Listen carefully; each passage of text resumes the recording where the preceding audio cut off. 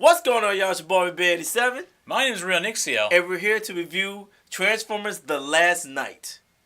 Optimus Prime, you destroyed your home. Do you seek redemption? My maker, I do.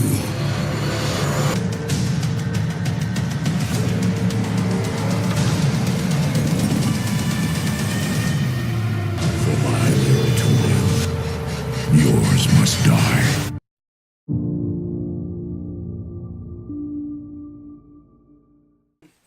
This movie kind of explores the origins a little bit of the Transformers, which we have done before, kind of. It doesn't make a lot of sense with the original stories. Well, it kind of does, but it doesn't. There's a lot of conflicting issues going on here. It starts with the medieval ages, actually. King Arthur and the whole lore there going. It's heavily influenced by King Arthur's story. Knights, Round Table, all that stuff. And Merlin's staff being the most important thing. That's actually a Transformer key to unlocking the potential of the planet. But it was stolen by 12 knights from Cybertron. Yeah, from Quintessa, the villain. Right. Which you learn very early on. She's there to bring Cybertron to Earth and destroy it. Which she takes over Optimus Prime to do so, to be her new knight, I guess, to do it. Yeah, new knight. Yeah. It's like it was weird. It was very strange. Very strange. But the 12 knights the 12 Cybertronian knights endowed the human knights with their own power. Right. And helped King Arthur become a legend, win his battles and all that stuff. And they went through history as existing, and then the staff became legend. It went missing, and now they have to find it again because Cybertron on its way. They have to unlock the staff to stop it. It's a whole mess. What's going on? It's crazy. It was so much going on in the first half. I'm not entirely sure how it stands with the overall story though, because remember the first two movies was Sam Witwicky played by same. Oh no, Shia LaBeouf. Shia LaBeouf. God, I can't remember his name for some reason. Which is one thing I do like about these movies though, is I do notice that they are kind of going back in time. Like in each movie that you say, okay, we're in this year this happened, but in this movie I feel like this is like the beginning. This is when they first landed on. But they didn't. Remember back in Dark of the Moon, when the original creators, Megatron's master? Yeah. Remember, the creators came to Earth to start seeding it. They had humans there, but they were seeding machine parts on Earth to harvest it. I thought maybe because it's medieval, so it's like they're there in caveman era. They were there in the caveman. Okay. They're harvesting the planet, preparing it for caveman era, but at the same time, they're also apparently there. The first time they were showing up was back in medieval times. Right. So maybe they didn't know about the medieval era, or maybe that's how they knew the Earth was there in the first place because of the caveman era stuff, and they were preparing for harvesting, which they never got to do. So, which has always been kind of weird to me. It's always been this like, dang, how long y'all been here for? Dang, they've been influencing. It's crazy. Apparently, the Transformers have been influencing us and our technology from I can see that. I'll be like, I've been here since '97. Or 98. I'm like, what are you talking about? Like, wait, you've been here since the 70s and the 80s, and it's like, yeah, man, we've probably been here before you was even born. I'm like, one thing they mentioned was Bumblebee. We went by another name like ZR8 or something back in the old days. Oh yeah. We thought his first appearance was, well, I thought anyway, that was during the first movie when Sam Witwicky found him as a car and took him to be his car for the most part. Apparently, he was back during the Nazi era, and before that, helping win wars and all that stuff. So. Which was kind of weird. They never really explained that. They never really got into detail. Like with Bumblebee, they would ask Bumblebee, you remember that? He was like, I don't remember that. I don't know you. Yeah. No.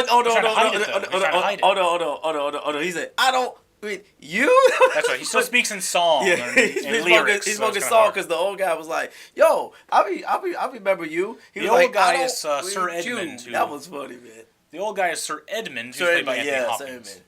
Now, what would you rate this movie overall, Robert? Okay, so for me, again, I know a lot of people be saying this about me. Robert, you don't like a lot of movies. It's not that. It's just Transformers.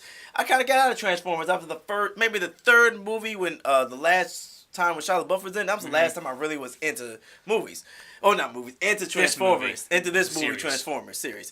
So, again, I'm going to say this. Concept was great. Storyline was very weak. Music has always been great. The sound, there was a couple times the sound, there was a bomb, and I'm like, am I going deaf? Because I don't hear Similar anything. to Michael Bay's normal movies, the explosions are very, very bass heavy, and they're numerous. There's explosions everywhere all the time. someone runs into a plane, the whole thing detonates like it's C4 or something. Yeah. There was no. It was just weird. I thought I was going deaf. I kept asking. I was like, "Yo, am I going deaf? Can you hear that?" It was so bass heavy. The whole theater rumbled each explosion. It was like very hard of hearing. There was no Speakers rumble. are bad or something. There was no rumble. Maybe it was the speakers. I don't know, but sadly, that's what meant. So, actors, of course, Mark Wahlberg.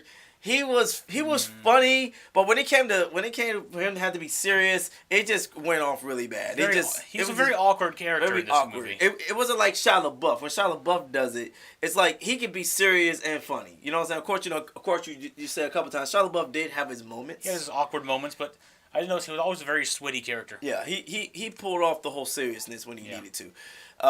So I'm giving this movie a 8. An 8. Yes, I'm giving this an 8. Just because of the fact that I really feel like the concept was great. You know, so I loved it. You know.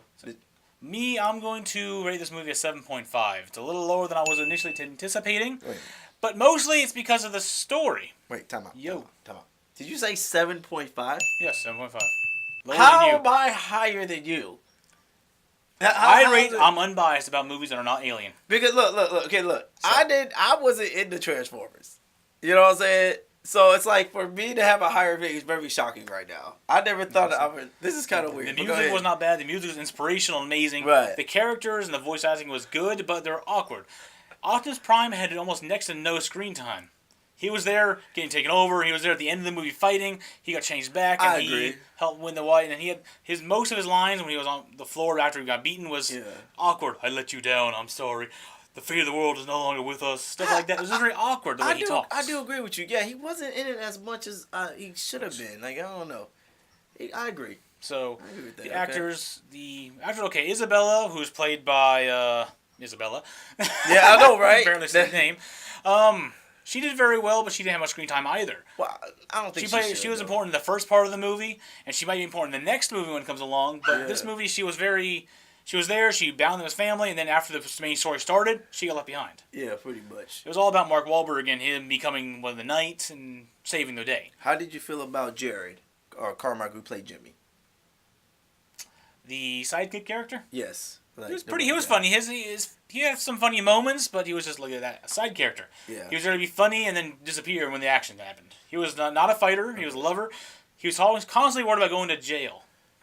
Oh, this is illegal activities. We can't be doing this. Oh, I'm in a fight. I'm going to go to jail. We're all going to jail. He's talking about going to jail. While holding a giant rifle. Now, well, he black. He black, and not only that, say Mark Wahlberg, Cade's character, remember, he was a fugitive. So, of course, if I'm working with you and you didn't tell me all this stuff was going on, and you said, oh, by the way, I'm in trouble, of course I'm going to be worried about going to jail. What do you think? Okay, when you answer an ad in a newspaper and go there and do the interview and see, oh, God, it's you run. Oh, God, there's Transformers, run. Oh, please. If you don't want to get involved. He wanted to be involved, and that's why he stayed. Oh, come on now. Anyway. Man, it was... Oh, and the one last thing. How did you feel about Colonel Williams, the guy who was in the other Transformers? How did you feel about him coming back? Because I know... He was pretty much another side character. He helped push the mission along. He helped the TSR, which is the Transformers response team, trying to fight and capture all the Transformers. He helped them understand that Cade Yeager, played by Mark Wahlberg, was a good guy. He was on the side of Transformers, and they needed his help to save the day. But that's all he did. After that, he just took another guy fighting in the battlefield. I got excited. I was happy because we haven't seen him in a while. So it's good that he's back, but once again, all the other characters seem to take sidesteps to the two main characters, Mark Wahlberg and Laura Haddock, who played the British counterpart to his character. Well, she looked really good. Don't get me wrong. She was fine, but he was the knight and she was the Merlin of the story for the most part. It was good. I liked her character. I know for me, I would like to see the 12 Knights have their story. Like, they could have told more of their story. Like, you know what I'm saying? Because you know how they got sent? Oh, have like a side story or something, or a spin-off movie. Well, no, I wouldn't say spin-off movie, just them telling their story of why they took the They don't talk much. Yeah. I mean, they may not talk, but it would have been kind of been nice to have like a little story like we left because we heard about it. You know what I mean? Like, the only time they were talking was when they were smack talking Optimus Prime after they beat him down. Yeah, pretty much. I mean, they were walking around him, kicking him, punk ass bitch, kicking him a couple times. Like, what the hell? And they're all fully dressed nice. They had the helmets and all that, the swords and axes, and they were amazing fighters. But they didn't talk much. They were just tough looking guys. I mean, but overall, so I enjoyed the overall, movie. Yeah, okay. It was a long movie, which wasn't bad with all the action they had in it, but I enjoyed it. It was a good movie. The story, I'm looking forward to seeing how they progress and finish off the story, because they are making another one after this. Right. The story felt kind of long and drawn out. Oh, and I'm sorry, little small spoiler alert. How do you feel about Bumblebee now talking? Now that he has his voice back. I'm fine with it. It was funny that he had to talk with music. There was a couple of funny laughing parts during the movie, but it wasn't that serious. I'm glad he has his voice back. So you wouldn't mind Bumblebee talking again? No, I would not mind. It was funny when they had to change during the movie. They had to change it. They thought they found a way to fix his voice processor, so they popped it up, put a new one in. They found it was a girl's voice. So you both spoke for the girl for a while until he tore his own throat out. Get that, man. Anyway, well, I think that's about all we can say about this movie. We don't want to spoil too much, even though we spoiled much of the whole thing. Yeah, almost there. But yeah, go see the movie, man, for yourself, man. I know there's been a lot of reviews and a lot of people been saying the movie's not that great. Some people say it is great, but everybody has their opinion. And I know for me, I liked it. I'm not a big Transformers fan, but doesn't mean I don't like the movie. A lot of actions, a lot of explosions, a lot of cool cars, a lot of jokes. I mean, I wouldn't collect the DVD collection or nothing like that. But again, I would love to go back to the theater and watch. This is a movie I would watch in theaters only because I think it's great to watch in the theaters. So I do like theater stuff. Okay, I'm happy. You like some things in the theaters anyway. So I'd like to thank y'all for watching this episode. Yeah, that was episode. Thank you, and hit that like, share, and please comment, and hit us up on Twitter also. We also have Twitters. It will be in the description below. Under the social media tabs. So, all right, thanks for joining me, Robert. It's your boy, BB87. I'm Rio Nixia. And we'll catch you later in the next review, movie or game. 1. Bye.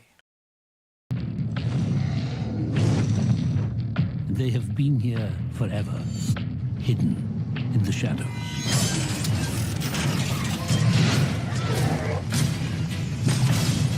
To protect Earth from what was destined to arrive. You are needed, sir. Kindly come with me. I'll swat this metal cockroach. Bring it on! Run off with some crazy ninja butler?